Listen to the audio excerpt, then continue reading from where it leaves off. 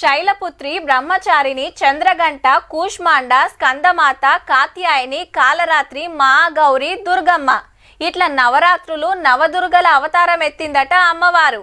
మరి అలా ఏ అవతారమో చూడాలే కదా.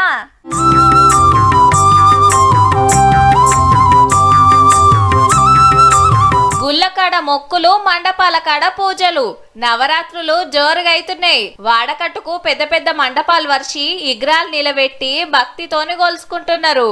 కుంకుమ పూజలు, హోమాలు నడిచినాయి. పొద్ముకి బతుకమ్మలాడు, కోలాటాలు, భజనలు, ఊరేగింపులు.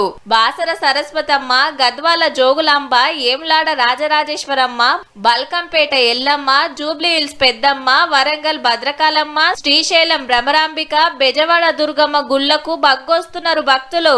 బియ్యం పోస్తానని మొక్కిన మా పాప పెళ్లి కావాలని, మా పాపకు సంబంధం కుదిరింది, బియ్యం పోస్తున్నాం. చాలా బాగుందమ్మా. ఎప్పటి నుంచో అనుకుంటున్నాము, ఈసారి ఈ నవరాత్రుల్లో మాకు అవకాశం దొరికింది. 100 రూపాయలు ఉండిలో వేసామనుకో మనకు 1,00,000 రూపాయలు వస్తాయి. అంత ఇస్తుందమ్మ. నవరాత్రులల్లా ఇవాళ దుర్గమ్మ అలంకారం దర్శనమిచ్చింది. ఆడాడ నోట్లతోని అలంకారం చేసిండ్రు అమ్మవారికి.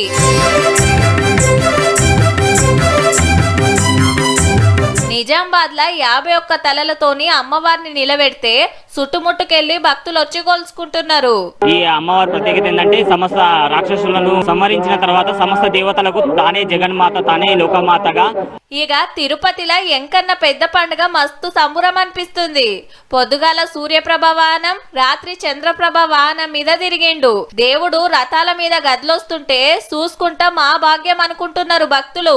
కళాకారుల ఆటలు, పాటలు, కొండ మీద రంగురంగుల లైట్ సెట్టింగ్లతోటి ఎంకన్న బ్రహ్మోత్సవాలు బ్రహ్మాండంగా అవుతున్నాయి అబ్బా.